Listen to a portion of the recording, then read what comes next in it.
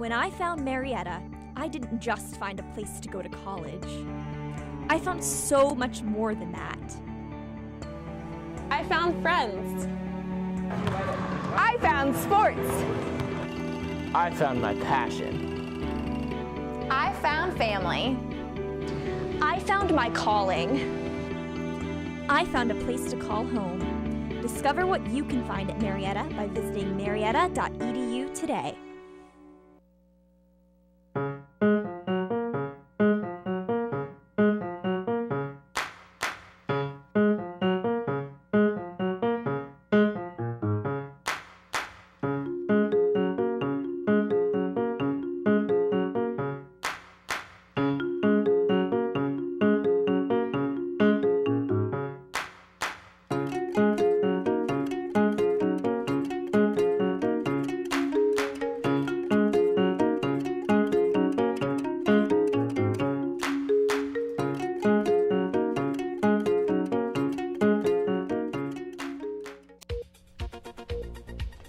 Coming up today on NewsCenter 15, gun violence breaking out in East Baltimore. And the Pfizer seeking vaccine approval for new age groups. These stories and more. NewsCenter 15 starts now.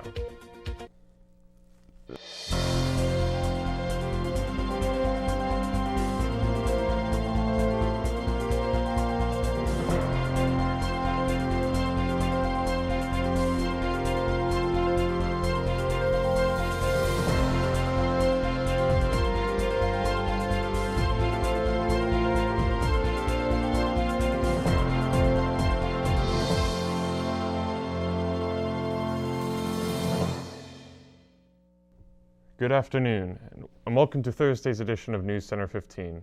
I'm George Riffle. And I'm Haley Lanham. Topping our news this afternoon, the identity of the infamous Zodiac Killer has been a mystery for decades. Until now, maybe. An independent cold case group claims to have uncovered the name of the man linked to at least 5 murders in Northern California during the late 1960s. The Casebreakers, a group whose website claims to be made up of retired law enforcement and military members, claims to have cracked the code in the letters the Zodiac Killer wrote, identifying the killer as Gary Francis Post, who lived and worked as a painter in Groveland, but died in 2018. In Baltimore, police say 6 people were shot, one of them killed, on Wednesday evening.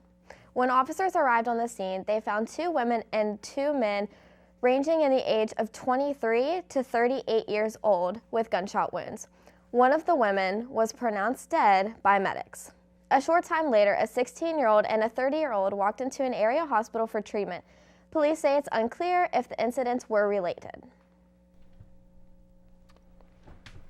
Hey Haley, I wonder what weather's looking like today. The weather is Landon Santini. Well, one thing I can tell you right now is that as of last night, the weather was rather wet, and we've kind of been drying up a little bit today, but we had a slight chance for more rain, a slight chance of rain. That tells you how strong it is. And we've got a UV index of roughly 2. That's about the lowest it can possibly be, so that means the pollen count is also low. Not very much sneezing going on, very, very important for this time of year. Allergies acting up can be quite a problem. The winds will be running about the northeast, about 2 miles per hour. The humidity, thanks to the rain we had last night during the midnight hours, is a humidity of roughly 85%. And we're now, because it's autumn, we're now at the time of the year where it's going to be, the sun is going to be rising a little bit earlier in the day, and the sunset is going to be setting a bit later in the day, with a sunrise of 7:20 a.m. and a sunset of 6:58 p.m. So, as I said, we had some rain during the late night hours just this past evening, and we're going to have a chance of a little bit more later on today and into the coming weekend, but we'll talk a little bit more about that when I come back later for the 5-day forecast, and I'm looking forward to telling you all what the news is on weather. So until then, back to you guys at the desk. A New Jersey man was sentenced to 160 years in prison Wednesday in Essex County for the murder of 3 women and the assault of a 4th woman committed in 2016. At the time of the crimes, Khalil Wheeler Weaver was working as a security guard with plans to become a police officer. He has always denied harming these women, saying he was framed by police and prosecutors. The judge told Wheeler Weaver he will have to provide a DNA sample to help with future investigations, as the prosecution is investigating whether there are more victims. Meanwhile, his attorneys say they plan to file an appeal. Pfizer is officially asking the Food and Drug Administration to provide its COVID vaccine for emergency use in 5 to 11-year-olds. According to the company's trial data, a dose 1/3 the size used in adults and children 12 and over produced strong immune responses in children when using the same 2-dose regimen as in adults. Pfizer COVID shot is currently the only one that is fully approved for adults 16 and older in the U.S. It also makes the only vaccine that has been granted emergency usage for 11 to 15-year-olds. Coming up, updates on the Brian Laundrie and Gabby Petito case. And Mark Zuckerberg fires back. Stay with us.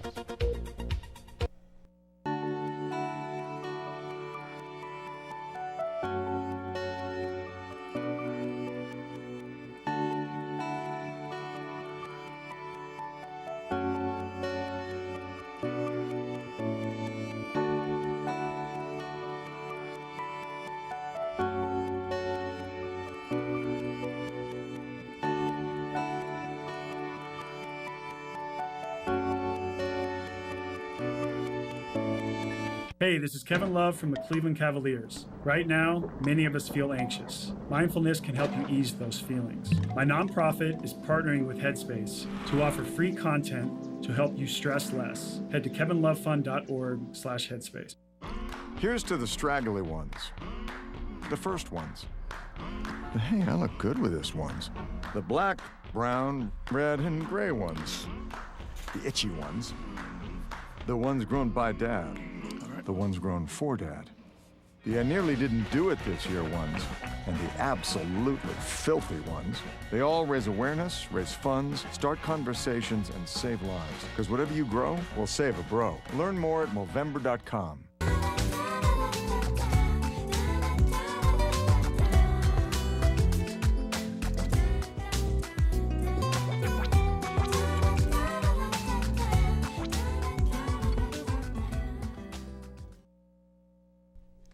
Gabby Petito's family is revealing new details about where her body was found last month in Wyoming. Her family has spoken out on Dr. Phil, giving details of how their daughter's body was found near the last place her van was spotted. Gabby's father shared that he'd like Brian Laundrie found alive and that he'd like to see him in a jail cell where he can't enjoy the outdoors.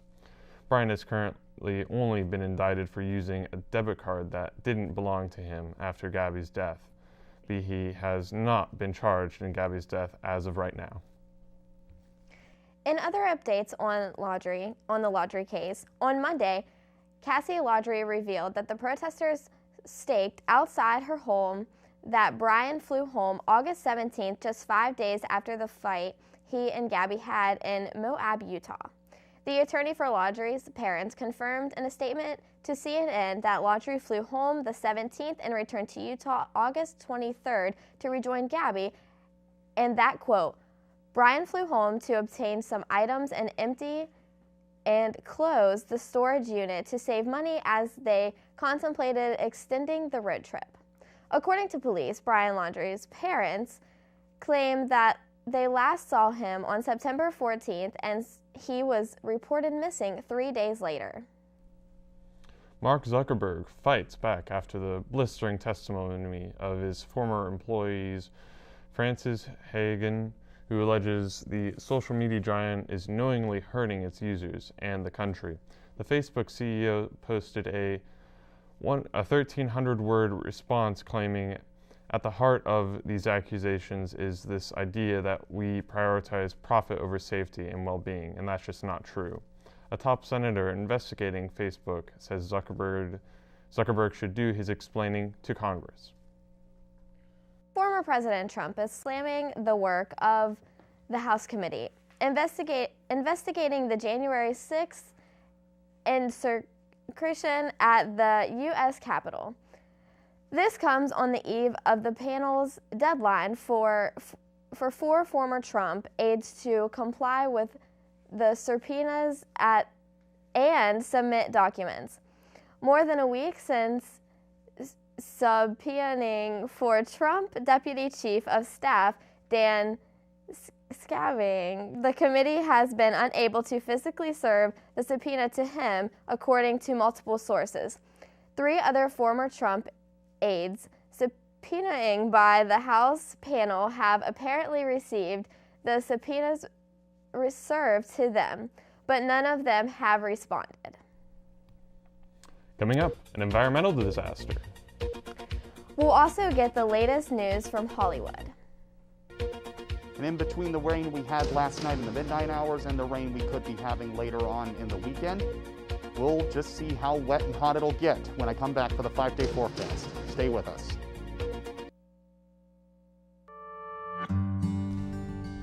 Where are we? We're at Marietta College. This is where we live at Marietta College.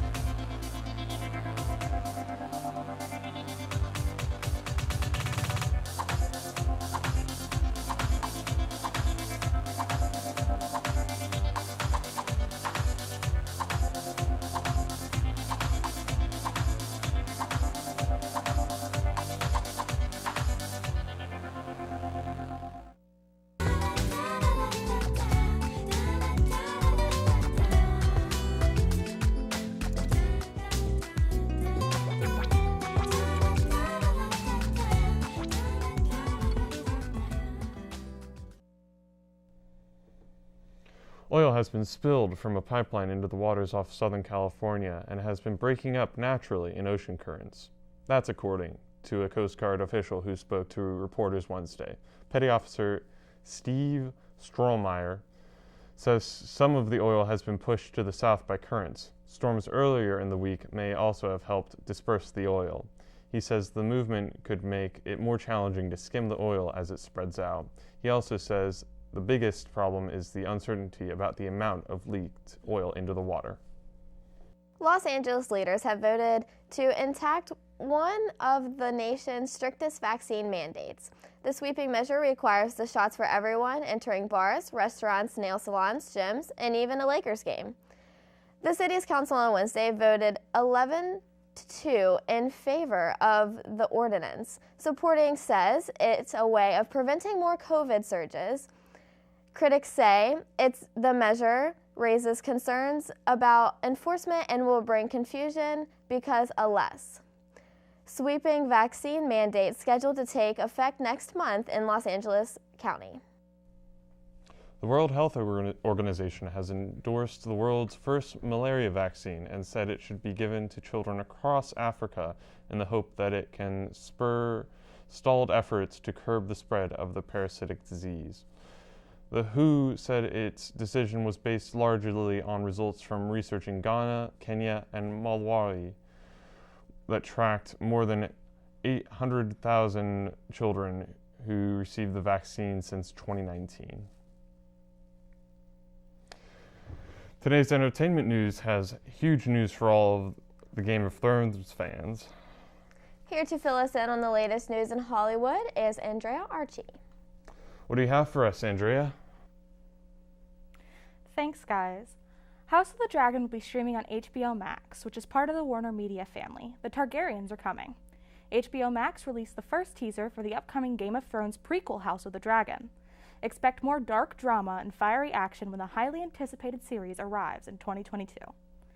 Adele is back. The acclaimed British singer announced the release of her first single in over 5 years, titled Easy on Me. The Grammy winner teased a bit of the piano-driven track in its black and white video before its release on October 15th. 5 students walk into detention. Only 4 walk out. It's not a joke, it's the plot of the drama series One of Us is Lying. Based on the best-selling young adult thriller by Karen M. McManus, the first 3 episodes dropped today on Peacock. That's all in entertainment in Hollywood. I'm Andrea Archie, and back to you guys at the desk. Thank you, Andrea. And now we'll head to Landon Santini for a look at the weather. What do you have for us, Landon?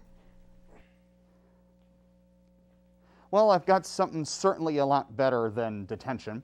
You can see, as I've been talking about over the course of the program, we have been getting a bit of a resurgence of rain off and on throughout this past night in the midnight hours, as well as later on today.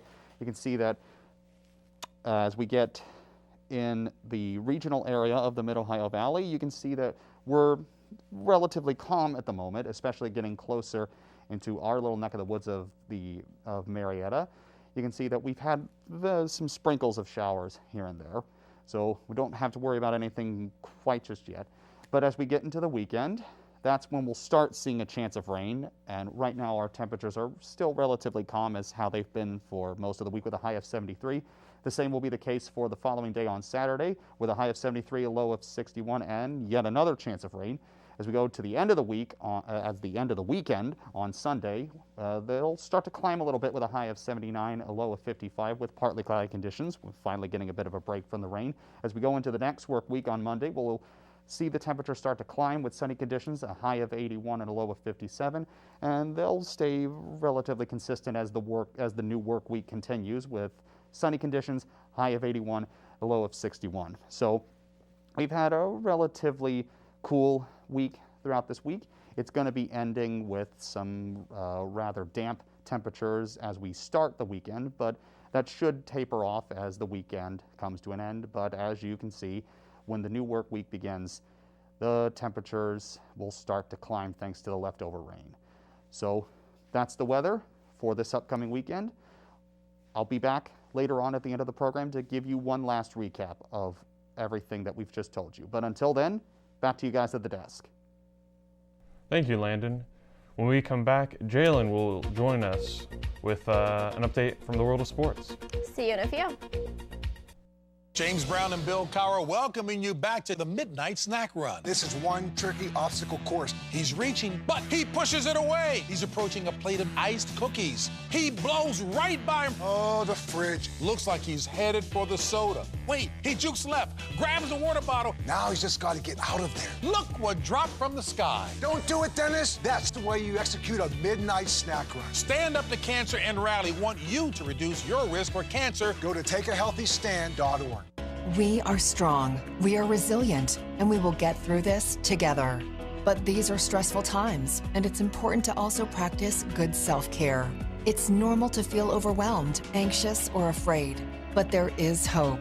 Reach out to someone, connect with your friends, stay in touch with your community, and know that you are not alone.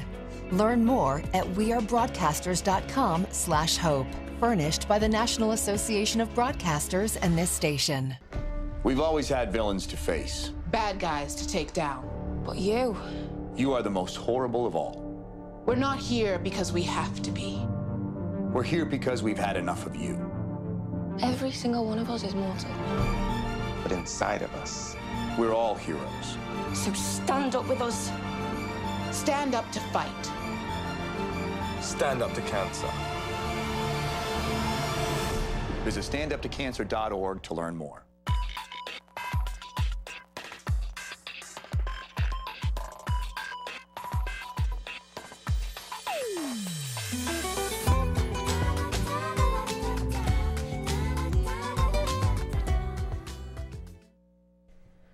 And now we're back with Jalen for a look at sports.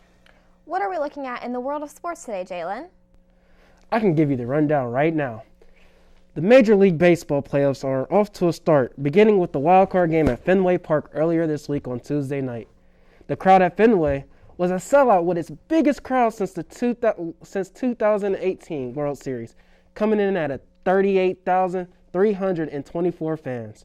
The Yankees lost to the Red Sox 6-2 in a must-win game to keep their playoff hopes alive. Guys are crushed, New York manager Aaron Boone said. The ending is really cruel, but there's nothing better than competing for something meaningful. Growing up in Chile, Samus Reyes always dreamed about what he could make out of life. Reyes is a current member of the Washington football team. With the injury of his teammate Logan Thomas, Reyes is likely to be in a uniform in Sunday's game against the New Orleans Saints. This is a milestone for Reyes' journey from being in Talcahuano to the football field. Where I'm from, the cost of a helmet is what parents pay for 6 months of school, Reyes said. I'm not naive to the fact that I'm the first one to do it. I'm only thankful for the opportunity to showcase that we can do it, that people from Chile can also do big things and can leave for our country and seek better opportunities elsewhere. If you're a fan of the NBA, then you definitely know the name Pau Gasol.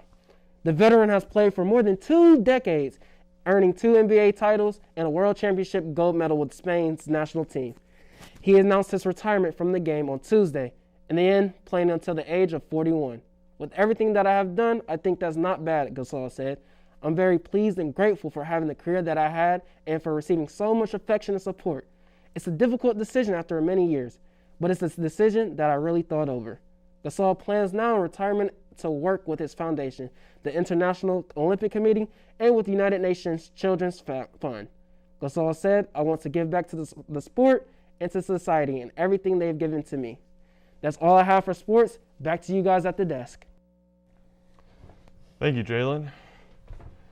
Joining us at the desk is Landon for our last look at the weather. Straightforward, just like I said at the 5-day forecast a little while ago, that we've been experiencing relatively calm temperatures in the mid-70s, but as we get into the weekend, we're going to have a much stronger chance of rain. It's ranging from 50 to 70% on Friday and Saturday, with that finally coming to a halt on Sunday. But as we get into the next work week on Monday, that's the leftover rain that we're going to be getting this weekend is going to end up causing the temperatures to climb back up to kind of what they were in late summer.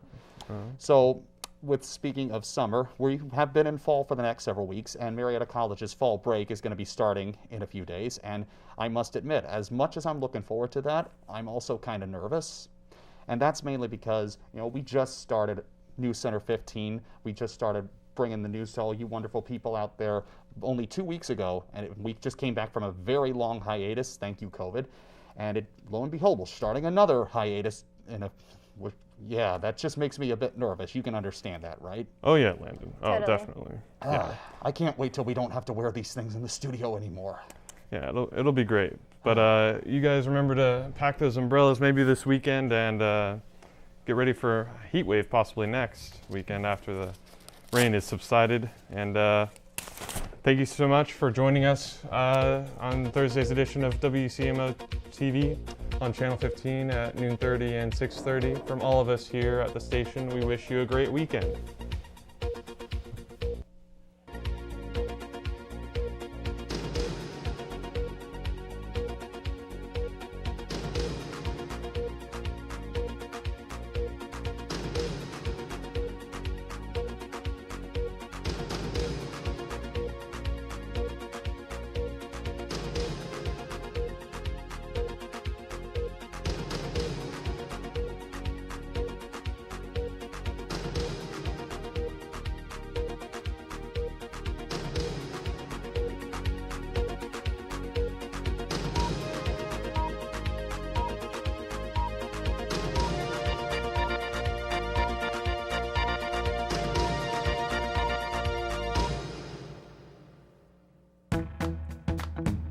Meet Candace. This senior basketball